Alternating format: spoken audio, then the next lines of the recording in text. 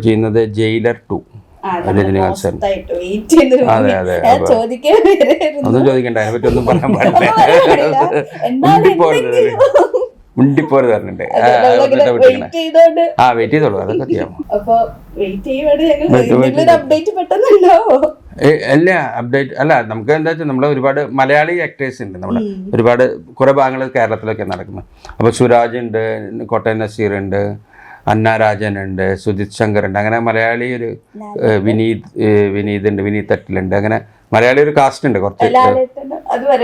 ലാലേട്ടൻ join ചെയ്തു എന്നൊക്കെ പറഞ്ഞു, അതൊക്കെ പറയാം. ഇവിടെ നാട്ടിലുള്ളവര് തന്നെ ഒരു ഏജ് കഴിഞ്ഞ പാരന്റ്സിനെ കൊണ്ടേക്കും. ആ ഒരു സംഭവം എന്താ സുനിൽ ചേട്ടന്റെ അഭിപ്രായം? അങ്ങനെ ഒരു അല്ല, നമ്മളൊരു പണ്ടൊരു കൂട്ടുകുടുംബ വ്യവസ്ഥയായിരുന്നല്ലോ. അപ്പോൾ എല്ലാവരും അങ്ങോട്ടും ഇങ്ങോട്ടും പരസ്പരം താങ്ങും തണലുമായി നിൽക്കുന്ന ഒരു വ്യവസ്ഥയായിരുന്നു. പിന്നെ സമൂഹം മാറി, അപ്പോൾ അതിൻ്റെ ഒരു ഭാഗമായിട്ട് വന്നതാണ്. പിന്നെ അണുകുടുംബമായി നമ്മുടെ ഭാര്യ, നമ്മുടെ കുട്ടി, നമ്മുടെ പട്ടി ഒക്കെ എന്ന ഒരു ചെറിയൊരു സർക്കിൾ മാത്രമേ. ഈ സർക്കിളിൽ നിന്ന് ഒരാൾ പുറത്തു പോകുമ്പോൾ അയാൾക്ക് പിന്നെ അയാളുടെ കുട്ടിയും അയാളുടെ പട്ടിയാണ് നോക്കേണ്ടത്. നമ്മുടെ ഇന്ത്യൻ കൾച്ചർ വെച്ച് നോക്കുമ്പോൾ മാത്രമേ നമുക്ക് അങ്ങോട്ടും ഇങ്ങോട്ടും ഇപ്പോ അച്ഛനമ്മ അവര് സ്വതന്ത്രമായിട്ട് പോവാ, ഒരു പിള്ളേര് വിടുക, പാരന്റ്സ് അവരൊന്നും പ്രതീക്ഷിക്കുന്നുമില്ല, ഇവര് അത്ര തന്നെയാണല്ലോ. അതെ, പക്ഷെ നമ്മുടെ കൾച്ചറും അതാ നമ്മൾ പറയുന്നത്, കാലഘട്ടത്തിന്റെ മാറ്റം ആണ് നമ്മൾ സിനിമയിലൂടെ കൊണ്ടുവരുന്നത്. അത് അക്സെപ്റ്റ് ചെയ്യണോ വേണ്ടെന്നുള്ളത് ജനങ്ങളാണ് തീരുമാനിക്കേണ്ടത്. അത് ചില കാര്യങ്ങൾ നമ്മൾ മലയാളികൾ തിരിച്ചറിയേണ്ട ചില കാര്യങ്ങളുണ്ട്.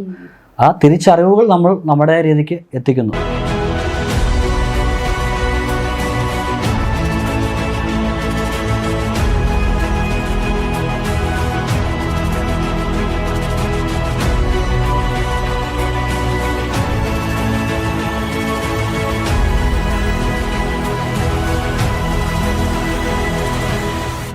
Hello everyone, welcome to Mapstic media. അപ്പം ഇന്ന് നമ്മുടെ ഒപ്പം ഉള്ളത് കരുതൽ എന്ന സിനിമയുടെ കാസ്റ്റും ക്രൂവും ഒരു ഒറ്റ ടീമായിട്ട് വന്നേക്കാണ്. അപ്പം ആദ്യം തന്നെ ചോദിക്കട്ടെ, എന്തൊക്കെയുണ്ട് വിശേഷം? അപ്പോൾ നമ്മുടെ കരുതൽ എന്ന സിനിമ ഇങ്ങനെ റിലീസിനൊക്കെ റെഡി ആയിട്ടിരിക്കുകയാണ്.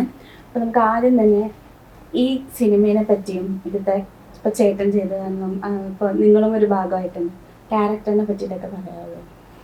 ഓക്കെ, എൻ്റെ പേര് ജോമി ജോസ്, ഞാൻ സിനിമയുടെ ഡയറക്ടറാണ്. ഈ സിനിമ എന്ന് പറയുമ്പോൾ കരുതൽ, ആ പേര് പോലെ തന്നെ നമുക്ക് മനസ്സിലാവും ഒരു കെയർ. അതായത് നമ്മളൊക്കെ ഏതൊരു ബന്ധങ്ങൾ നോക്കുകയാണെങ്കിലും തീർച്ചയായിട്ടും അതിനൊക്കെ ഒരു ബേസിക് എന്ന് പറയുന്ന കരുതലാണ്. അതിപ്പോൾ ഒരു പേരൻസ് മക്കൾ ബന്ധമാണെങ്കിലും, കൂടാതെ ഒരു സുഹൃത്തുക്കൾ തമ്മിലുള്ള ബന്ധം, പിന്നെ കാമുകന്മാർ, സഹോദരങ്ങൾ, ആ എല്ലാ ബന്ധങ്ങളിലും ബേസിക്കായിട്ട് കരുതലാണ് വേണ്ടത്. അതാണ് ഒരു അടിസ്ഥാനം എന്ന് പറയുന്നത്. അതില്ലെങ്കിൽ ഒരു ബന്ധം നിലനിൽക്കില്ല, അല്ലെങ്കിൽ അതിനകത്തൊരു ജെന്യൂനിറ്റി ഇല്ല.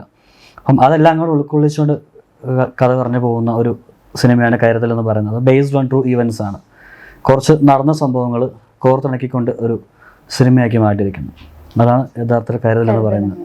നമ്മുടെ സുനിൽ ചേട്ടനും ഇതിന്റെ ഒരു ഭാഗമാണ്. ചേട്ടൻ എങ്ങനെയാണ്, ഏത് കഥാപാത്രത്തിലാണ് നമ്മളൊക്കെ? ഞാൻ ഈ കരുതൽ സിനിമ ജോമി പറഞ്ഞ പോലെ ഇത് വളരെ ഒരു കാലിക പ്രസക്തിയുള്ള ഒരു വിഷയമാണ് കൈകാര്യം ചെയ്യുന്നത്. ഇത് എന്നോട് ഈ കഥ പറഞ്ഞപ്പോൾ ഞാൻ ഇതേപോലത്തെ ഒരു സംഭവം നമ്മുടെ നാട്ടിലുണ്ടായിട്ട്, അപ്പോൾ ഇത് എല്ലായിടത്തും സംഭവിക്കുന്നതാണ്. ഇദ്ദേഹത്തിൻ്റെ ഒരു നാട്ടിൽ ഉണ്ടായ ഒരു സംഭവത്തെ ബേസ് ചെയ്തിട്ടാണ് അതുതന്നെ. അപ്പോൾ എപ്പോൾ വേണമെങ്കിലും സംഭവിച്ചുകൊണ്ടിരിക്കുന്നത്, ഇനിയും ഭാവിയിലൊക്കെ അത്. കാരണം ഇപ്പോൾ ഒരുപാട് പേരൻസ് മക്കളൊക്കെ വിദേശത്തും പുറത്തൊക്കെ ആയിട്ട് ഒറ്റയ്ക്ക് താമസിക്കുന്ന ഒരു ഒറ്റപ്പെടലിൻ്റെ ഒരു ദുഃഖമുണ്ട്. അതേപോലെ തന്നെ വേറൊരു അപകടമായ ഒരവസ്ഥയുണ്ട്. ഇതൊക്കെയാണ് ഇത് അഡ്രസ്സ് ചെയ്യുന്നത് ഈ സിനിമ. അപ്പോൾ ഞാൻ പറഞ്ഞു, ഇതിപ്പോൾ വളരെ എന്താ പറയുക, ഒരു മെസ്സേജൊക്കെ ചെയ്യുന്ന ഒരു സിനിമ തരുന്നത്. അപ്പോൾ അങ്ങനെ ഒരു സിനിമയായിട്ടാണ് ഞാൻ സഹകരിക്കുന്നത് ജോമി കഥ പറഞ്ഞപ്പോൾ. അപ്പോൾ ഈ സിനിമയിലെ എൻ്റെ കഥാപാത്രം വളരെ രസികനായിട്ടുള്ള നായികയുടെ അച്ഛനാണ് പ്രഹ്ലാദൻ നമ്പൂതിരി. കുറച്ച് കവിതയും കുറച്ച് സാഹിത്യവും ഒരുപാട് മടിയൊക്കെ ഉള്ള ഒരാൾ, നല്ല രസമുള്ളൊരു കഥാപാത്രമാണ്. പക്ഷേ വളരെ എൻജോയ് ചെയ്തൊരു സിനിമയാണ്.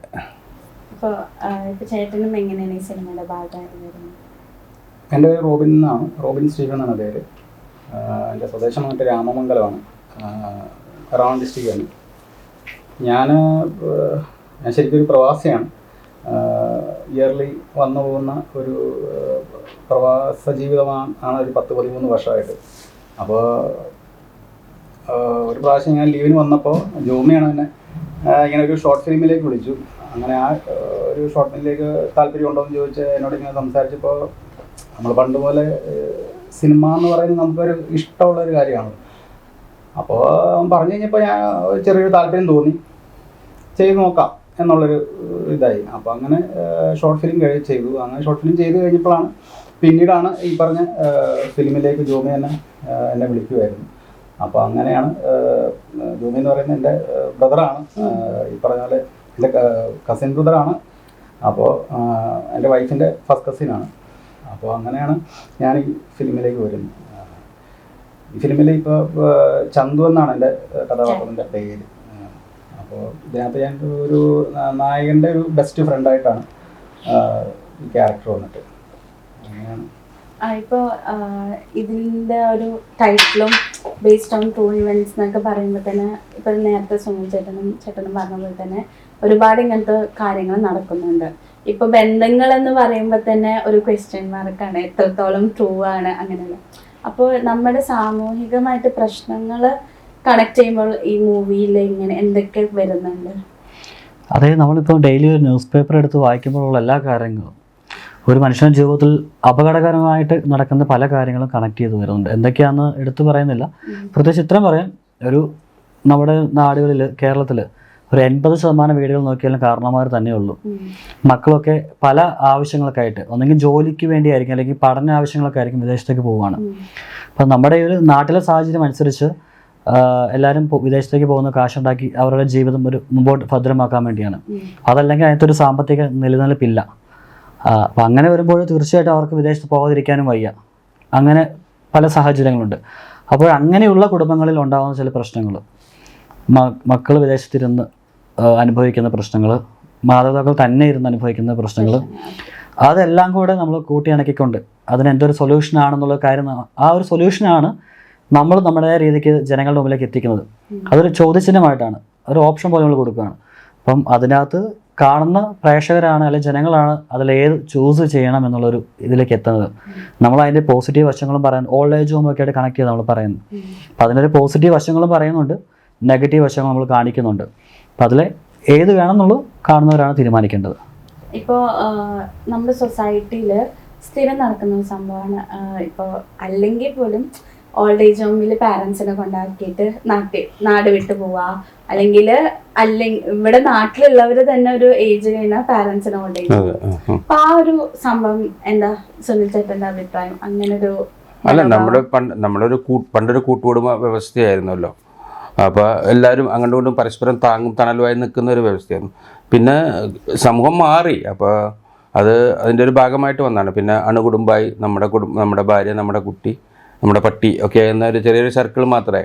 ഈ സർക്കിളിൽ നിന്ന് ഒരാൾ പുറത്തു പോകുമ്പോൾ അയാൾക്ക് പിന്നെ അയാളുടെ കുട്ടിയും അയാളുടെ പട്ടിയാണ് നോക്കേണ്ടത്. അപ്പോൾ ഇറ്റ്സ് നാച്ചുറൽ, അങ്ങനെ സംഭവിച്ചു പോയതാണ്. പക്ഷേ വളരെ എന്താ പറയുക, അതൊരു സാമൂഹ്യ മാറ്റത്തിൻ്റെ ഒരു ഭാഗമാണ്. പക്ഷെ പലപ്പോഴും നമുക്ക് ചേർത്ത് പിടിക്കാൻ സാധിക്കുമെങ്കിൽ നല്ലതാണ്. പക്ഷേ പ്രാക്ടിക്കല്ല. ഇപ്പോൾ ഈ സിനിമ ആവശ്യപ്പെടുന്ന പോലെ വിദേശത്ത് ഷൂട്ട് ചെയ്തിട്ടുണ്ട് അല്ലേ? നമ്മളെവിടേക്ക് നമ്മൾ 3 രാജ്യങ്ങൾ ഷൂട്ട് ചെയ്ത സിനിമയാണ്. ഇന്ത്യയിൽ, നാട്ടിൽ, പിന്നെ അമേരിക്കയിലുണ്ടായിരുന്നു, പിന്നെ അയർലൻഡിൽ. അങ്ങനെ 3 രാജ്യങ്ങൾ നമ്മൾ ഷൂട്ടിംഗ് പൂർത്തീകരിച്ചത്. അതിൻ്റെ കാരണം എന്ന് പറഞ്ഞാൽ ആ വിദേശത്തുള്ളവരുടെ കുറച്ച് കാര്യങ്ങൾ നമ്മൾ കാണിക്കണമല്ലോ. അതുകൊണ്ടാണ് അവിടെ ഇങ്ങോട്ട് നമ്മൾ ഷൂട്ടിങ്. അപ്പം ഇങ്ങനത്തെ സമയത്ത് നമ്മുടെ അഭിപ്രായം വന്നിട്ട് കാര്യമില്ല. നമ്മളെപ്പോഴും നമുക്ക് എപ്പോഴും അച്ഛനും അമ്മയും നമുക്ക് ഒപ്പം ഉണ്ടാവണം, നമ്മുടെ കുട്ടികൾ നമ്മുടെ ഒപ്പം ഉണ്ടാവണം എന്നൊക്കെ ആഗ്രഹം തന്നെയാണ്.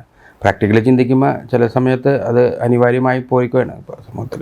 ഇപ്പോൾ ഈ വിദേശത്ത് പോകുന്നത് പലപ്പോഴും ഓപ്പർച്യൂണിറ്റീസ് ചിന്തിച്ചിട്ടാണ്. അപ്പോൾ ഇവിടെ ആ ഒരു ഓപ്പർച്യൂണിറ്റി പല പിള്ളേർക്കും കിട്ടാത്തതുകൊണ്ടാണ് അവർ ഓപ്റ്റ് ചെയ്യുന്നത്.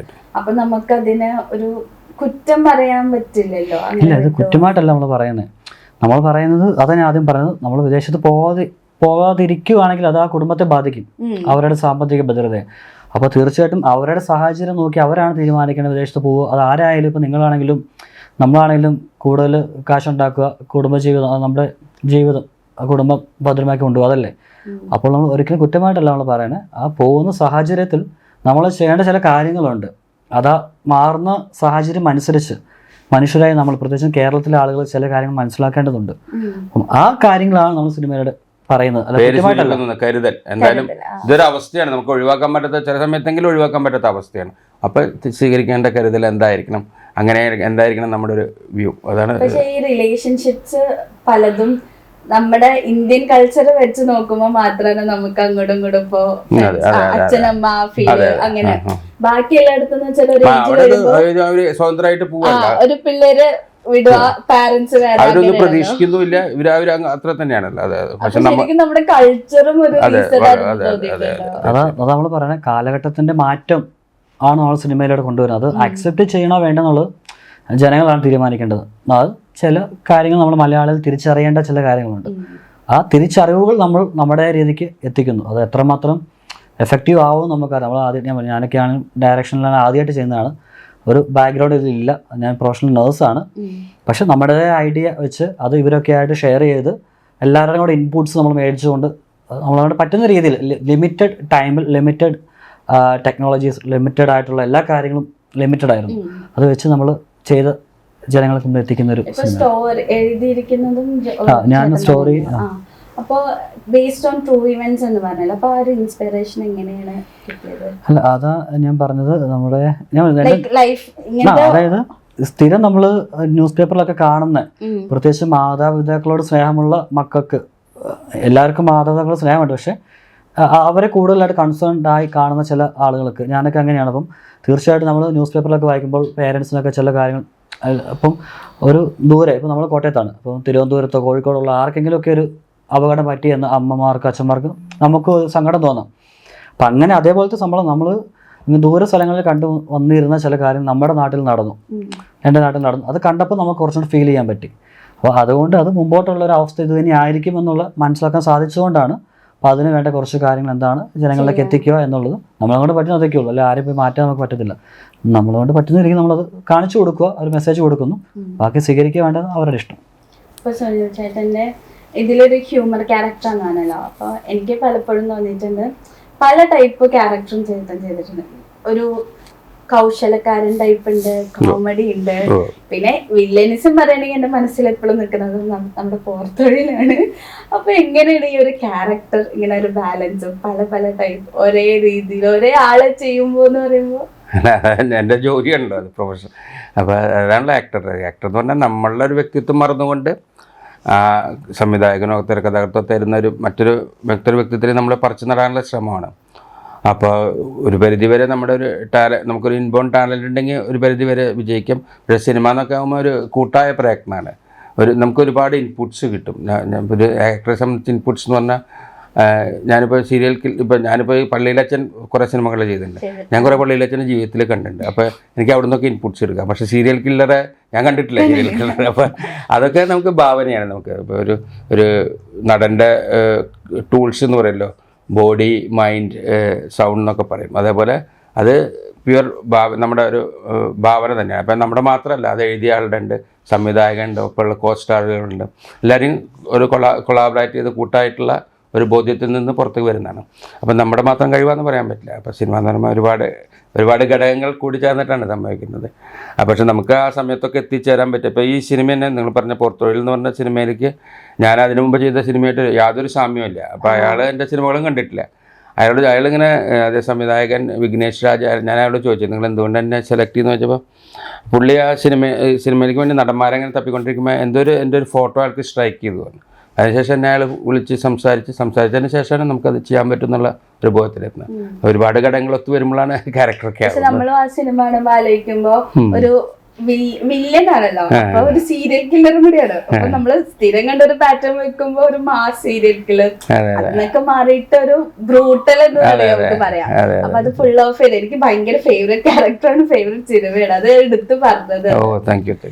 പിന്നെ ഇപ്പൊ ഞാൻ നമ്മുടെ സുനിൽ ചേട്ടൻ, ഇപ്പൊ റോബിൻ, ഇവരൊക്കെ എങ്ങനെ കാസ്റ്റ് ചെയ്തത് ഈ മൂവിയിലൊക്കെ? കാസ്റ്റ് എന്ന് പറഞ്ഞാൽ നമ്മൾ ലിമിറ്റഡ് ടൈമിൽ ചെയ്ത സംഭവമാണിത്. അപ്പം റോബിൻ എന്ന് പറയുമ്പോൾ ഞങ്ങളുടെ റിലേഷനുണ്ട്. അപ്പോൾ നേരത്തെ എൻ്റെ ഒരു ഹെവൻ എന്ന് പറയുന്ന ഷോർട്ട് ഫിലിം അഭിനയിച്ചിട്ടുണ്ട്. അത്യാവശ്യം നല്ല പുള്ളിക്ക് താല്പര്യമുണ്ട്, അഭിനയിക്കുന്നതൊക്കെ ഇഷ്ടമാണ്. അപ്പം അങ്ങനെ ആ ഒരു എക്സ്പീരിയൻസ് ഒക്കെ നമ്മൾ കണ്ടു. അങ്ങനെ നമ്മൾ നല്ല റോൾ കൊടുത്തു. സുനിലേട്ടൻ എന്ന് പറഞ്ഞാൽ നമുക്ക് മലയാളികൾക്ക് എല്ലാവർക്കും എപ്പോഴും സുപരിചിതനാണ്. ഏതൊരു റോളും ഇപ്പോൾ നിങ്ങൾ പറഞ്ഞ പോലെ തന്നെ നമ്മളെല്ലാം കൂടുതൽ കോമഡി കണ്ടുള്ളൂ. പക്ഷേ പോർത്തൊഴിലിലൂടെ പുള്ളി എന്തും ചെയ്യാൻ സാധിക്കുമെന്നുള്ളതൊരു, അപ്പം നമുക്ക് ആ ഒരു ക്യാരക്ടർ എന്ന് അവിടെ മനസ്സിലാക്കി ആദ്യമേ തന്നെ ഒന്നും വേറെ ഓപ്ഷൻ വന്നില്ല, ഒരാൾ തന്നെയാണ്. അങ്ങനെ സുനിലേട്ടനെ വിളിച്ചു, സുനിലേട്ടൻ ഇത് കാര്യങ്ങൾ പറഞ്ഞു, ചോദിച്ച് മനസ്സിലാക്കി ഓക്കെ ആണെന്ന് പറഞ്ഞു. അപ്പം അങ്ങനെ തന്നെയാണ് പലരെയും നമ്മൾ എടുത്തേക്കുന്നത്. പിന്നെ ഇതിനകത്ത് കുറേ പുതിയ ആളുകളൊക്കെ ഉണ്ട്. പുതിയ ആളുകൾ നമ്മൾ ഇതുപോലെ തന്നെ ഓഡീഷൻ പോലെയൊക്കെ നമുക്ക് പല രീതി അവരുടെ കുറേ വീഡിയോസ് കണ്ട് അങ്ങനെയൊക്കെ നമ്മൾ എടുത്തേക്കുന്നത്. അങ്ങനെയാണ് നമ്മൾ ഓരോ ഇപ്പം പ്രശാന്ത് മുരളി നായകനെയാണ് നമ്മൾ എടുത്തേക്കുന്നത്.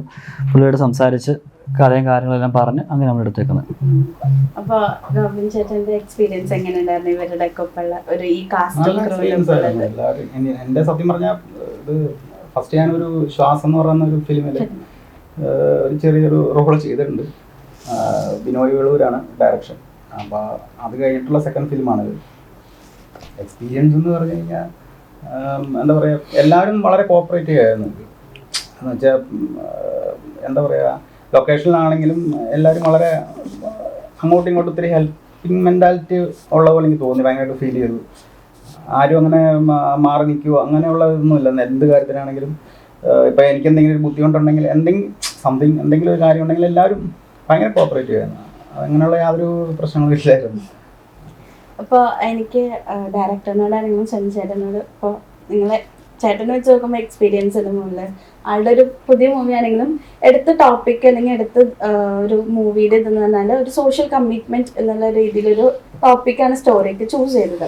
അപ്പോൾ പൊതുവേ നമ്മുടെ മലയാള സിനിമയിൽ അങ്ങനെ പടങ്ങൾ വരുന്നുണ്ടെങ്കിലും മാസമാകുമ്പോഴാണ് ആൾക്കാർക്ക് സ്റ്റാർ കാസ്റ്റും മാസും എല്ലാം നോക്കുമ്പോഴാണ് അവർക്ക് കുറച്ചും കൂടി ഇൻട്രസ്റ്റ്.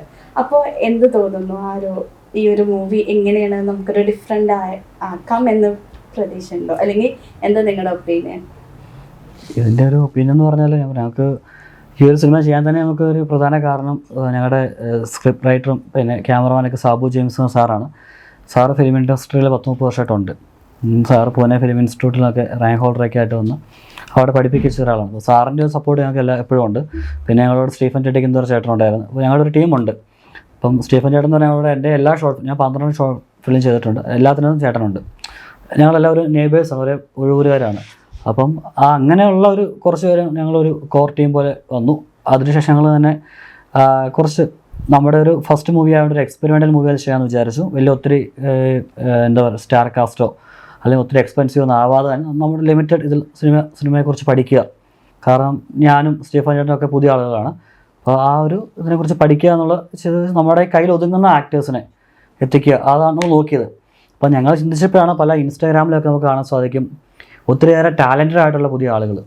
ഇപ്പോൾ ഫെമിലിയറായിട്ട് നിൽക്കുന്ന ആളുകളെക്കാളും ഒരുപക്ഷെ ടാലൻറ്റഡ് അവസരം കിട്ടാൻ വേണ്ടി വെയിറ്റ് ചെയ്യുന്ന കുറേ ആളുകൾ ഇപ്പോൾ പാട്ടുകാരോ ഡാൻസുകാരോ ആക്ടിങ് ഒക്കെ ചെയ്യുന്നവരുണ്ട്. അപ്പോൾ നമ്മൾ ഇൻസ്റ്റാഗ്രാമിൽ കുറേ പേര് തപ്പി അങ്ങനെ നമുക്ക് കുറച്ചുള്ള ഓൾമോസ്റ്റ് കൂടുതൽ ആൾക്കാർ നമ്മൾ അതിനകത്ത് നമുക്ക് പുതിയ ആളുകൾ കിട്ടിയേക്കുന്നത്.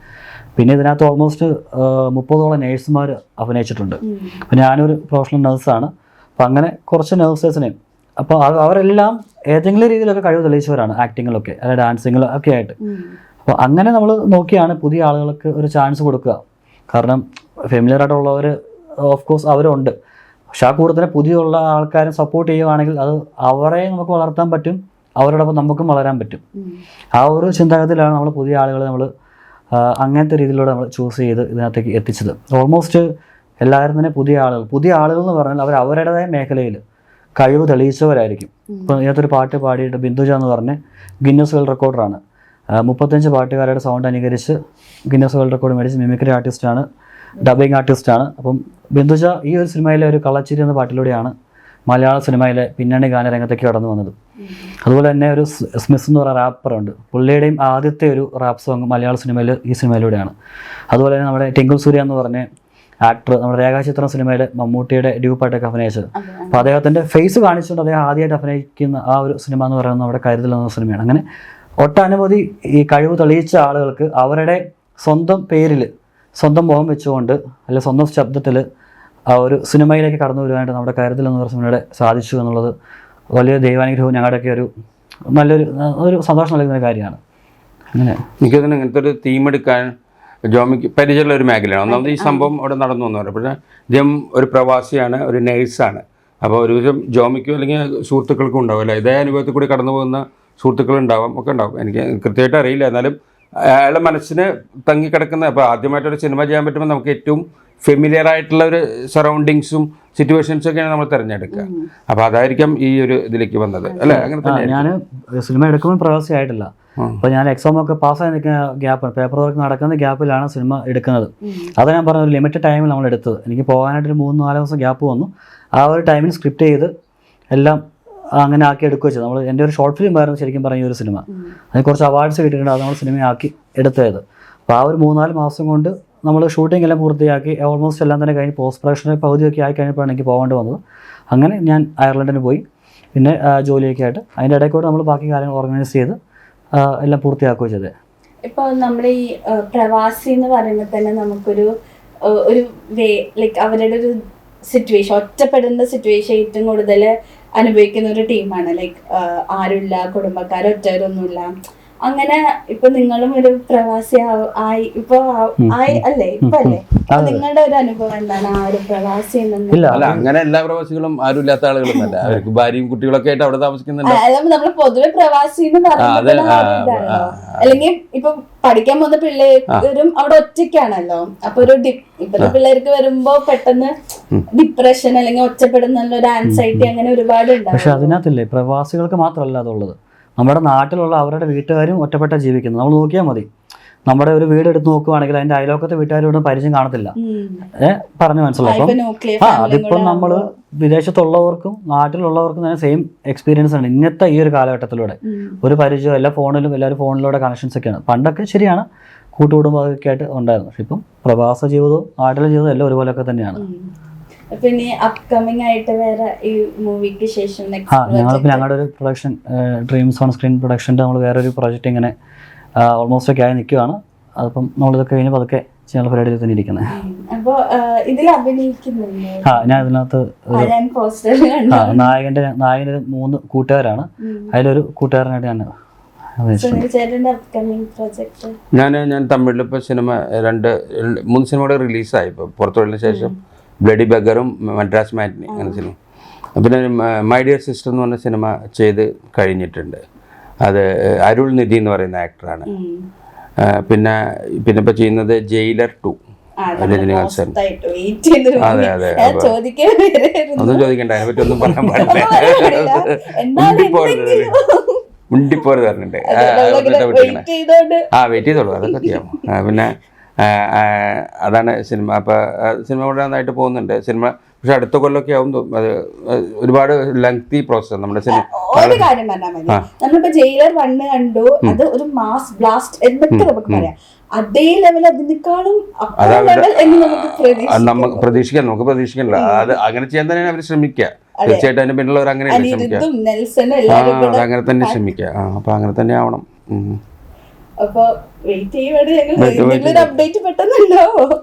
അല്ല അപ്ഡേറ്റ് അല്ല, നമുക്ക് എന്താ വെച്ചാൽ നമ്മൾ ഒരുപാട് മലയാളി ആക്ടേഴ്സ് ഉണ്ട്. നമ്മുടെ ഒരുപാട് കുറെ ഭാഗങ്ങൾ കേരളത്തിലൊക്കെ നടക്കുന്നത്. അപ്പോൾ സുരാജ് ഉണ്ട്, കോട്ടയം നസീർ ഉണ്ട്, അന്ന രാജൻ ഉണ്ട്, സുജിത് ശങ്കർ ഉണ്ട്. അങ്ങനെ മലയാളി ഒരു വിനീത് ഉണ്ട്, വിനീത് തട്ടിലുണ്ട്. അങ്ങനെ മലയാളി ഒരു കാസ്റ്റ് ഉണ്ട് കുറച്ച്.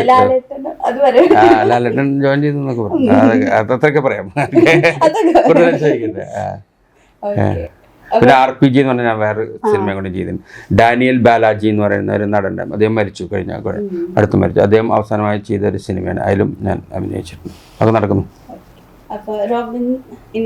വരുന്ന പ്രോജക്റ്റ് എന്ന് പറഞ്ഞു കഴിഞ്ഞാൽ ഒരെണ്ണം വന്നിട്ടുണ്ട്. ഇപ്പൊ അങ്ങനെ പുറത്തങ്ങനെ പറയാറായിട്ടില്ല. അല്ല, മലയാളത്തിൽ തന്നെ ഒരു പ്രമുഖ നടന്റെ കൂടെ ഇപ്പോൾ സിനിമ ചെയ്ത് പറയാ വേണ്ടേ?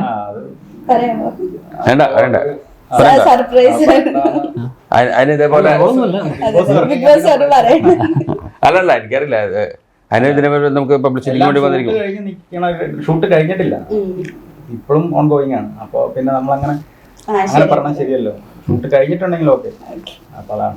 അപ്പൊ നമ്മുടെ സിനിമ ഇങ്ങനെ റിലീസിന് റെഡിയാണ്. എന്താ നമ്മുടെ പ്രേക്ഷകരോട് പറയാനുള്ളത്? പ്രേക്ഷകരോട് പറയാനുള്ളത് പ്രത്യേകിച്ചൊന്നുമില്ല, ഇത്രേ ഉള്ളൂ. നമ്മുടെ സിനിമ ഒരു കണ്ടന്റ് ഉള്ളൊരു മൂവിയാണ്. ഇന്നത്തെ കാലഘട്ടത്തിന് ആവശ്യമായിട്ടുള്ളൊരു സിനിമയാണ്. അത് തിയേറ്ററുകളിൽ തന്നെ പോയി കാണുക. 4 നല്ല അടിപൊളി പാട്ടുകളുണ്ട്. ഒന്ന് പാടിയിരിക്കുന്ന നമ്മുടെ പ്രസീത ചാലക്കുടിയാണ്. പിന്നെ ഒന്ന് കെസ്റ്റർ സാർ പാടിയിട്ടുണ്ട്. പിന്നെ പ്രദീപ് പള്ളൂരത്തി, ബിന്ദുജ, പിന്നെ സ്മിസ് റാപ്പർ, അങ്ങനെ 4 നല്ല പാട്ടുകളുണ്ട്. അപ്പോൾ അതുപോലെ തന്നെ നമ്മൾ ഒരു കാര്യം കൂടെ പറയാൻ ആഗ്രഹിക്കുകയാണ്. നമ്മൾ ഈ ഒരു സിനിമയുടെ ഒരു ഭാഗമായിട്ട് കള്ളച്ചിരി എന്ന് പറയുന്ന ഒരു പാട്ട് ബിന്ദുജയും പ്രദീപ് പള്ളുരുത്തിയും കൂടെ പാടിയൊരു പാട്ടാണ്. നമ്മൾ ഓൾറെഡി റിലീസ് ചെയ്തായിരുന്നു. അപ്പോൾ അത് ഡ്രീംസ് ഓൺ സ്ക്രീൻ യൂട്യൂബ് ചാനലിൽ ആ പാട്ടുണ്ട്. അപ്പം അഭിനയം അത് ആക്ടിങ് മുമ്പോട്ട് താല്പര്യപ്പെടുന്നവർക്കായിട്ട് ഒരു അവസരം നൽകാൻ പോവുകയാണ് നമ്മുടെ പ്രൊഡക്ഷൻ കമ്പനി. അത് ആ ഒരു പാട്ട് നിങ്ങൾ യൂട്യൂബിൽ കയറി കാണുക. അതിനകത്ത് നിങ്ങൾക്ക് ഇഷ്ടപ്പെട്ട ഒരു 1 മിനിറ്റ് താഴെയുള്ള റീൽ എടുത്ത് ഞങ്ങളുടെ Instagram page dreams on screen എന്ന് പറയുന്ന ഇൻസ്റ്റാഗ്രാം പേജിൽ ഞങ്ങൾ കൊളാബ് ചെയ്യുകയാണെങ്കിൽ അതുകൂടാതെ അതോടൊപ്പം കൊളാബ് ചെയ്യുകയും അതോടൊപ്പം തന്നെ ഞങ്ങളുടെ ആ യൂട്യൂബ് ചാനൽ അതൊന്ന് സബ്സ്ക്രൈബ് ചെയ്തിട്ട് അതിൻ്റെ സ്ക്രീൻഷോട്ടും കൂടെ ഞങ്ങൾക്കൊരു പോസ്റ്റായിട്ട് കൂടെ അയച്ചു തരികയാണെങ്കിൽ ഞങ്ങൾ അതിനകത്തുനിന്ന് സെലക്ട് ചെയ്യുന്ന ഏറ്റവും ബെസ്റ്റ് ആയിട്ടുള്ള ഒരു വീഡിയോ അവർക്ക് നമ്മൾ നമ്മുടെ അടുത്ത പടത്തിലൊരു ചാൻസും കൂടാതെ ഒരു ക്യാഷ് പ്രൈസ് നമ്മൾ കൊടുക്കുന്നതാണ്. കൂടാതെ ഒരു 3 പ്രോത്സാഹന സമ്മാനം. അത് നമ്മൾ കൊടുക്കുന്ന പ്രൊമോഷൻ്റെ ഭാഗമായിട്ട് മാത്രമല്ല, നമ്മൾ ആദ്യം തന്നെ പറഞ്ഞ പോലെ ഈ സിനിമയിൽ നമ്മൾ പുതിയ ആളുകൾക്ക് ചാൻസ് കൂടുതൽ കൊടുത്തേക്കുന്നത്. അപ്പോൾ ആ ഒരു ഐഡിയോളജി വെച്ചുകൊണ്ട് തന്നെ പുതിയ ആളുകൾക്ക് ഒരു അവസരം കിട്ടുക. നമുക്ക് ചുമ്മാ കൊടുക്കാൻ പറ്റത്തില്ലല്ലോ. അത് ടാലൻറ്റഡ് ആയിട്ടുള്ള ആളുകൾ പ്രോപ്പറായിട്ട് കണ്ടുപിടിച്ചുകൊണ്ട് തന്നെ നമ്മളോട് പറ്റുന്ന രീതിയിലുള്ള അവസരങ്ങൾ കൊടുക്കാൻ ശ്രമിക്കുന്നു. അതിൻ്റെ ഒരു ഭാഗമായിട്ടാണ്. അതൊരു വലിയൊരു കാര്യമാണ്. അപ്പം അത് നമ്മളിങ്ങനെ ഒരു അപ്പോൾ എല്ലാവരും അത് കാണുന്നവർ തീർച്ചയായിട്ടും ചെയ്യണമെന്ന് കൂടെ നമ്മൾ പറയാൻ ആഗ്രഹിക്കുകയാണ്. അതെ, വളരെ പറഞ്ഞില്ല, ഒരുപാട് വലിയ നടന്മാരെ താരപ്പകട്ടുള്ള ഒരു സിനിമയല്ല. പക്ഷേ കൈകാര്യം ചെയ്യുന്ന സബ്ജക്റ്റിൻ്റെ ഒരു പ്രത്യേകത കൊണ്ട് ഒരു സിനിമ തന്നെയാണ്, വലിയ സിനിമ തന്നെയാണ്. അപ്പോൾ സിനിമ ഈ ആദ്യത്തെ കുറച്ച് ദിവസം തിയേറ്ററിൽ നിൽക്കുക എന്ന് പറഞ്ഞാൽ വളരെ പ്രാധാന്യമാണ്. അതാണ് മീഡിയയോടും കാണികളോടൊക്കെ നമുക്ക് ആവശ്യപ്പെടാറുണ്ട്. ഒരു ഇത് കൊടുക്കുക, സിനിമ തിയേറ്ററിൽ പോയി നിൽക്കാൻ ആദ്യത്തെ ദിവസങ്ങൾ നന്നായിരിക്കും. Okay, thank you. എന്താ നമ്മുടെ പ്രേക്ഷകരോട് പറയാനുള്ളത്? സിനിമ കാണണം. പ്രേക്ഷകരോട് പറയാനുള്ളത് ഇത് തന്നെ, എല്ലാവരും പോയി സിനിമ കാണുക എന്ന് പറഞ്ഞു കഴിഞ്ഞാൽ ഇപ്പം ഞാനൊക്കെ എന്താ പറയുക, നല്ലൊരു സ്റ്റോറിയാണിത്. ബേസിക്കലി നല്ലൊരു കഥയും നല്ലൊരു ഫാമിലി സ്റ്റോറിയാണിത്. അതുകൊണ്ട് തന്നെ എല്ലാവർക്കും ഇഷ്ടപ്പെടുമെന്നുള്ളൊരു വിശ്വാസമാണ്. പിന്നെ നമുക്ക് അങ്ങനെ ഒരു പരിധിക്കുള്ള എനിക്കായിട്ട് അങ്ങനെ പറയാൻ പറ്റില്ല. അതെല്ലാം പ്രേക്ഷകർ അവരാണ് ഇതിൻ്റെ വിധികർത്താക്കൾ. അപ്പോൾ അവരായിട്ട് കണ്ടിട്ട് പറയട്ടെ. അത് തന്നെ. അപ്പൊ ഞാനും ആശംസിക്കുന്നു സിനിമ ഹിറ്റ് ആവട്ടെ. അതേപോലെ തന്നെ വലിയൊരു കാര്യമാണ് ആ ഓഡീഷൻ, അങ്ങനെ ഒരു അവസരം കൊടുക്കാന്നുള്ളത്. അത് ആ വഴിയെ ഒരുപാട് പേർക്ക് അവസരങ്ങൾ കിട്ടട്ടെ. Thank you so much. Thank you.